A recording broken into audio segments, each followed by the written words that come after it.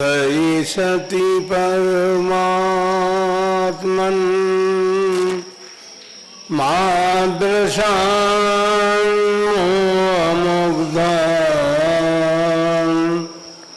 कथम तनुवशत्वान्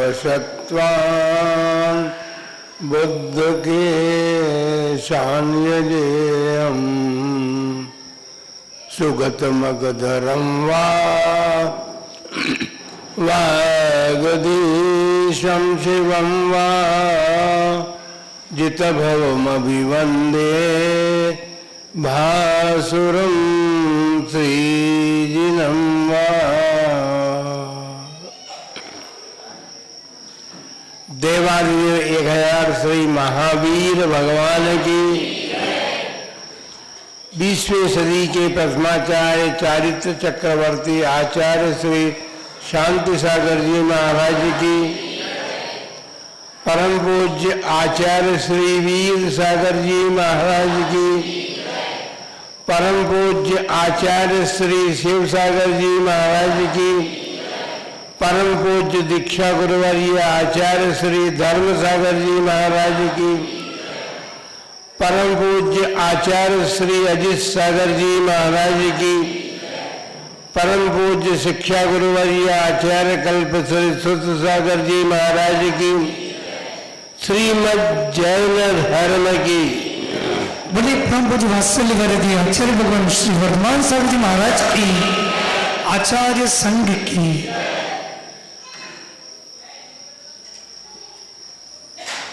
श्रीमद् जैन धर्म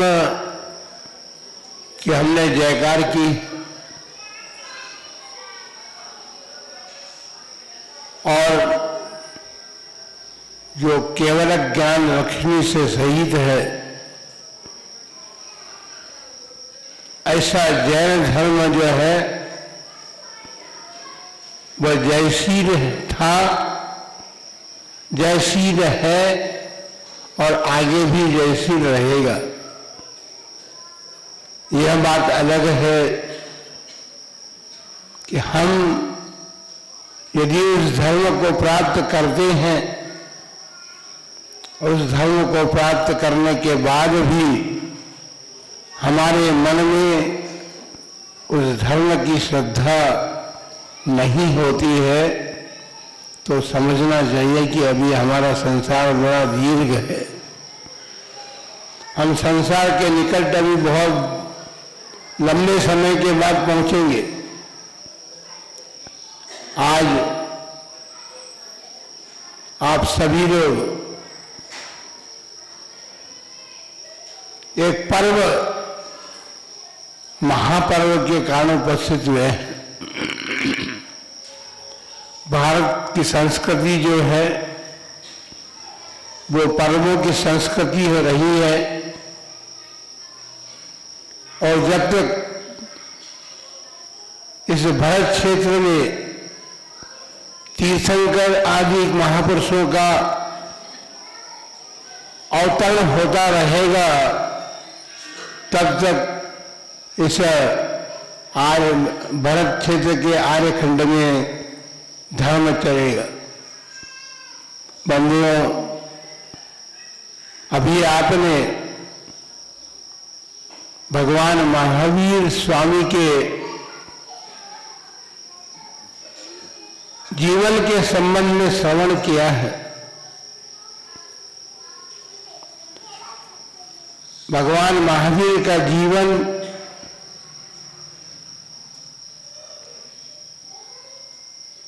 तो नहीं कह सकते, लेकिन भगवान महावीर अपनी पूर्व से पूर्व पर्याय में भी पूर्वाभील थे। हम हमेशा कहा करते हैं कि भील से भगवान बना जाता है। पार्श्वनाथ भगवान का जीवन भी अपन ने सुना है, जो हाथी से भगवान बना था। भगवान महावीर ने भी अपने जीवन में अनेक पर्याय ग्रहण की हैं। पूर्व भील से सीधे भगवान महावीर नहीं बने। पूर्णवा भील की पर्याय में उन्होंने सागर सेन मुनिराज का उपदेश श्रवण किया। भीलों का जीवन हिंसा में होता है और मुनिराज ने उसे अहिंसा का उपदेश दिया। उस अहिंसा धर्म को उसने धारण किया, धारण करके उसका परिपालन किया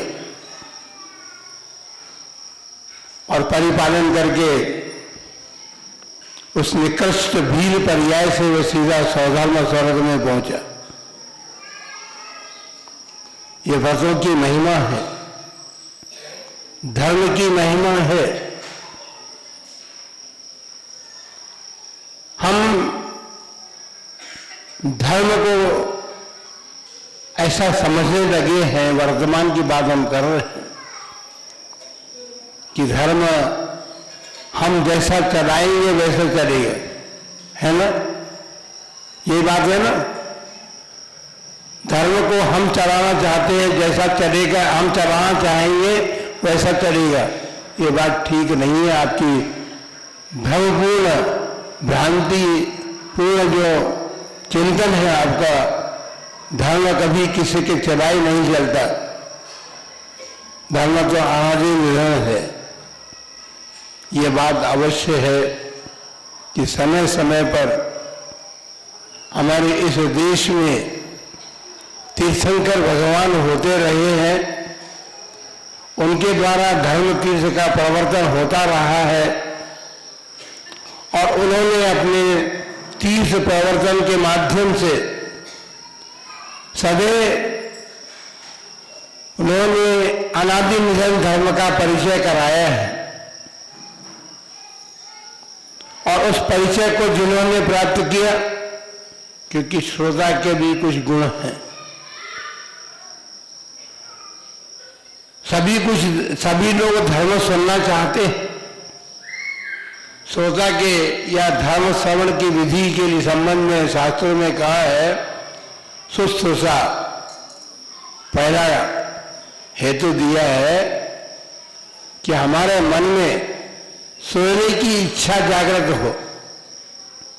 आप सभी सुनने की इच्छा से आए, सुनने की इच्छा से आए, क्योंकि बहुत दिनों के बाद महाराज प्रवचन कर रहे, बड़े महाराज,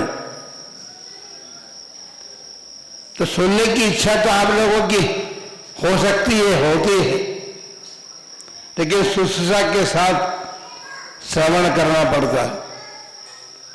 इच्छा तो हुई थी घर में, लेकिन श्रवण करने के लिए आपको घर छोड़ करके सन्मति भवन में आना पड़ेगा, जब आप श्रवण कर सकेंगे। लेकिन श्रवण करना भी जो है वो सामान्य बात नहीं है। श्रवण करते समय हम सन्मति भवन में हैं और साधुजन जब उपदेश कर रहे हैं तो हमारे कर्णपुट खुले हैं, कर्णपुट भी खुले हो, श्रवण भी कर रहे हो, लेकिन श्रवण करने के लिए टेप रिकॉर्डर चाहिए। श्रवण करने के लिए टेप रिकॉर्डर की आवश्यकता है। बोले महाराज आप तो आधुनिक यंत्रों की बात कर रहे हैं। हम आधुनिक यंत्रों की बात नहीं कर रहे। हमारा मन रूपी टेप रिकॉर्डर जो है वो खुला रहना चाहिए और उसके माध्यम से हम जो कुछ सुन रहे हैं उसको ग्रहण कर सके। ग्रहण करने की बात तो इतनी है, क्योंकि ग्रहण जो किया जाता है वो हमारे जीवन में परिवर्तन का कारण बन सकता है, यदि हम उसकी धारणा बना करके रहें। तो हम यहां से सुन करके जाएं, टेप रिकॉर्डर हमने इसलिए कहा कि फिर आप घर जाकर भी उसे सुन सकें। उसको सुन करके, क्योंकि एक बार में सुनकर के हमारे जीवन में संस्कार नहीं बन सकते। तीर्थंकरों का जीवन भी बहुत बड़ा रहा है। पूर्व जीवन में उन्होंने अनेक भाव प्राप्त किए और उन भावों में उन्होंने खट्टे मीठे अनुभव भी किए, क्योंकि खट्टे मीठे अनुभव करने के लिए परिणाम चाहिए। यदि हमारे अशुभ परिणाम चलते हैं तो फिर हमें खट्टा स्वाद आता है, और शुभ परिणाम करके भी उन्होंने मीठे स्वाद का भी आस्वादन किया है। उस खट्टे मीठे जीवन में उन्होंने अनेक बार धर्म श्रवण भी किया। एक धर्म श्रवण भी किया है और धर्म श्रवण करने के साथ साथ उन्होंने उसे ग्रहण भी किया। ग्रहण किया और ग्रहण करने के बाद उन्होंने अपनी धारणा भी बनाई। धारणा बना के बाद उन्होंने विज्ञान प्राप्त किया और विज्ञान प्राप्त करके उन्होंने वहाँ पे करके उन तत्वों को समझ करके अपने जीवन का निर्माण किया। जो अपने जीवन का निर्माण करने की क्षमता रखता है, जिस प्रकार एक इंजीनियर जो है और फिर एक कारीगर होता है। इंजीनियर जो है कागज के ऊपर आपके मकान का निर्माण करता है, मकान ऐसा बनेगा, लेकिन उस नक्शे के हिसाब से, उस कागज के हिसाब से कारीगर जो है आपके भवन का निर्माण करता है। उस भवन में आप सुखपूर्वक निवास करते। सुख की चाहना तो सभी की है, लेकिन वो सुख की चाहना जो है कि संसार तक सीमित रहती है। हम संसार में ही रहें, लेकिन हम सुखपूर्वक रहें, बस इतना ही आपका सोचना है, ऐसा विचार करना है। यदि आप इससे आगे भी विचार करें, पर वो विचार तभी आ सकता है जब आप धर्म सुने और अपने जीवन में ग्रहण करेंगे, धारण करेंगे, उसकी धारणा बनाएंगे, तब कहीं जाकर के आपको तत्वों का स्वरूप समझ में आ सकता है। इसलिए भवन निर्माण करना है, ईंट चूने का नहीं। ईंट चूने का मकान तो आपने बना रखा है, आप रह रहे हैं उसमें। धर्म श्रवण करके तो अपने को उस भवन का निर्माण करना है जहां हमें शाश्वत सुख की प्राप्ति हो सके। भगवान महावीर स्वामी ने पुरुरवा भीड़ की पर्याय में धर्म उपदेश प्राप्त किया, उसको ग्रहण किया, स्वर्ग की प्राप्ति हो गई। भीड़ की पर्याय से वे अच्छी पर्याय को प्राप्त हो गए। लेकिन संसार में जो भी पर्याय प्राप्त होती है वो दुख भरी भी हो सकती है, सुख भरी भी हो सकती है। लेकिन दुख और सुख से भरी हुई इन पर्यायों में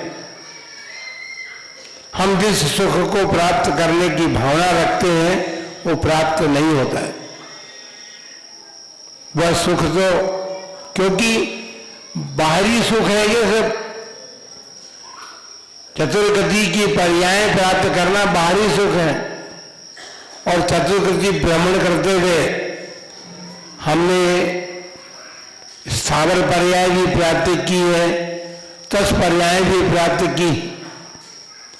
कहाँ सुख मिला आपको? कहीं सुख मिला? भाई जन्म लेता है व्यक्ति और जन्म से मरण पर्यंत उसका जीवन चलता है। तीर्थंकरों के भी ऐसे ही वे हैं, अनेक पर्याय उन्होंने प्राप्त की और उन पर्यायों में जन्म से लेकर मरण पर्यंत उनका जीवन चला, लेकिन सुख प्राप्त नहीं कर पाए। तीर्थंकर हुए जब जाकर के सुख मिला है, उससे पहले अनेक पर्यायों ने प्राप्त करके अपने जीवन का निर्माण तो किया, और जिस प्रकार कारीगर मकान का निर्माण करता है, उस प्रकार उन्होंने धर्म के माध्यम से अपने जीवन का निर्माण किया। जो अपने जीवन का निर्माण करने की शक्ति रखते हैं, जिनके जीवन में वह क्षमता है कि अपने जीवन का निर्माण कर सकते हैं, वे ही निर्वाण को प्राप्त हो सकते हैं। निर्वाण प्राप्त करना कोई सामान्य बात नहीं है। भगवान महावीर स्वामी के जीवन में हम देखें, वर्तमान पर्याय की बात हम कर रहे हैं, और वर्तमान में उन्होंने 5 कल्याणक प्राप्त किए। कल्याण जीवन निर्माण में कारण बनते हैं।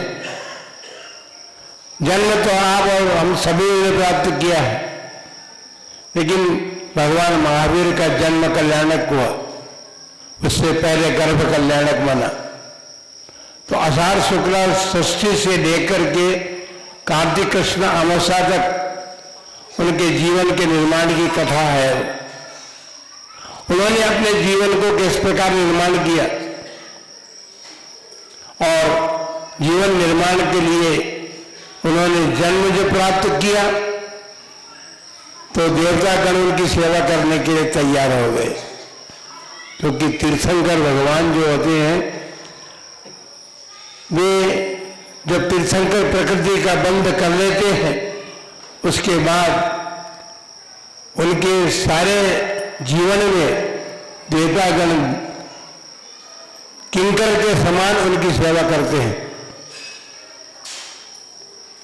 गर्भ से लेकर के सेवा प्रारंभ हो गई, उसके पहले 15 महीने पहले से 9 महीने जो गर्भ में रहे, वहां से लेकर के जन्म हुआ, 6 महीने पूर्व से उन्होंने उनकी सेवा करना प्रारंभ कर दिया। अब आप सोचिए कि एक आत्मा माता त्रिशला के गर्भ में आई है, अभी जन्म नहीं हुआ, लेकिन उससे पहले वो देव पर्याय से मनुष्य पर्याय को प्राप्त हुई थी। बंधुओं, उनका जीवन जो है भगवान महावीर स्वामी का, हमने पूर्व भील की पर्याय में सुना है कि उन्होंने भूलिराज का उपदेश प्राप्त किया और अहिंसा को छोड़कर के अहिंसा धर्म अपने जीवन में अपनाया, तो उनके स्वर्ग की प्राप्ति में कोई बाधा नहीं आई। इसी प्रकार अनेक पर्यायों में भ्रमण करते हुए जब वे सिंह की पर्याय में आए, और अपन सभी जानते हैं कि सिंह का जीवन जो है वह हिंसामय होता है, लेकिन एक बार हम आपको बता दें, सिंह क्रूर प्राणी है, हिंसक प्राणी है, लेकिन व्यर्थ में हिंसा नहीं करता। जब उसे भूख लगती है तभी वो शिकार करके अपने भूख को शांत करता है। ऐसा उस सिंह का जीवन होता है। सभी सिंह के नाम से ही भयभीत होते हैं। सामने दिखने की बात तो बहुत दूर की है, सामने दिख जाए तो परम पूज्य चारी चक्रवर्ती आचार्य श्री शांति साहिब महाराज के जीवन को आप सभी ने सुना। दोनों बार उनके सामने सिंह आकर के रात रात बैठा रहा, तब भी उनके मन में भय उत्पन्न नहीं हुआ। भय मरण करने में कारण हो जाता है, लेकिन परम पूज्य शांति सागर जी महाराज जी जो है भयभीत तो नहीं हुए थे, इसलिए उनका जीवन लंबा चला, 84 वर्ष की उम्र उन्होंने प्राप्त की थी। अनेक उपसर्ग उन्होंने सहन किए अपने जीवन में। इसी प्रकार सिंह की पर्याय में जब भगवान महावीर स्वामी ने, देखिए भाग्य की बात होती है, वीर की पर्याय में सागर सेन मुनिराज मिले थे और सिंह की पर्याय में चारण ऋतुधारी 2 मुनिराज एक साथ मिले थे। उन मुनिराज ने जाना इस व्यक्ति का उपकार हो सकता है, उसको उपदेश दिया। लेकिन देखिए अनेक प्रकार की बात होती है। भगवान ऋषभदेव की पर्याय में चक्रवर्ती का पुत्र होकर के और उस चक्रवर्ती के पुत्र, क्या नाम था भाई, मरीचि कुमार, मरीचि कुमार की पर्याय में जब भगवान ऋषभदेव दीक्षित हुए, उनके साथ 4000 देवता भी दीक्षित हुए, लेकिन सबका जीवन नहीं बन पाया, जीवन का निर्माण वे नहीं कर सके।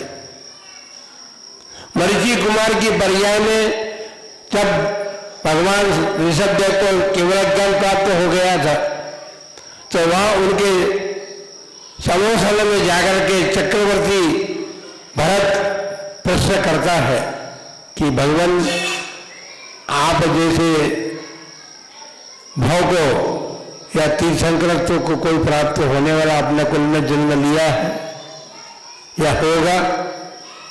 तो भगवान ऋषभदेव कहते हैं कि तुम्हारा पुत्र जो मरीचि कुमार है वो अंतिम तीर्थंकर भगवान महावीर बनेगा। आप देखिए तीर्थंकर के उपदेश को श्रवण करके तो उसका कल्याण नहीं हुआ, वो क्योंकि उसने अपने जीवन में अभिमान को ग्रहण किया, मान को ग्रहण किया। उन्होंने कहा कि भगवान महावीर तो 24वें होंगे, मैं 24वें इतने दिन प्रतीक्षा कैसे करूंगा, अभी तीर्थंकर बन के बताता हूं।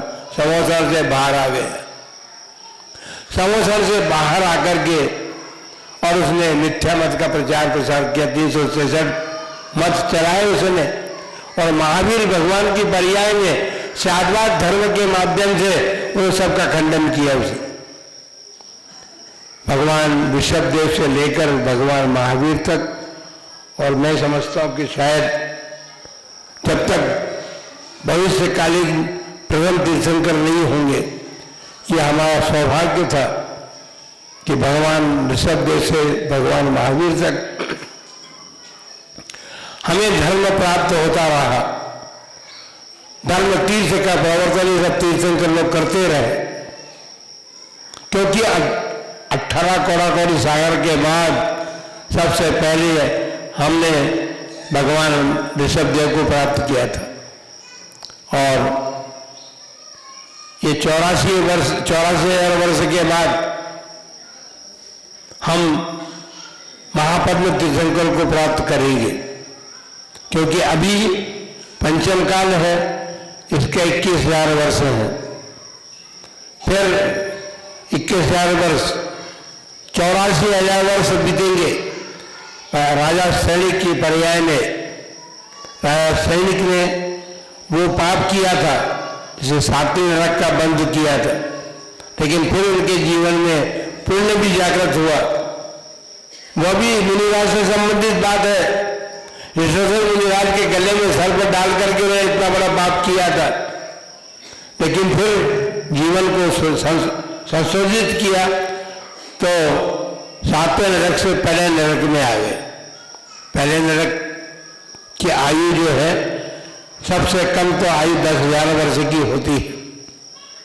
क्षायिक सम्यक दर्शन को प्राप्त वो राजा सैनिक यदि चाहता तो वो 10,000 वर्ष की भी जघन्य आयु कर सकता था। जब 33 सागर की आयु 84,000 वर्ष की रह गई, लेकिन कारण क्या था? आपने चुनाव कभी इस पर? क्योंकि 84,000 वर्ष के बाद ही प्रथम तीर्थंकर होंगे, और राजा सैनिक का जीव ही तीर्थंकर बनेगा, इसलिए उनकी आयु जो है 84 वर्ष की रह गई और महापद्म तीर्थंकर के रूप में हमें फिर प्रथम तीर्थंकर प्राप्त होंगे।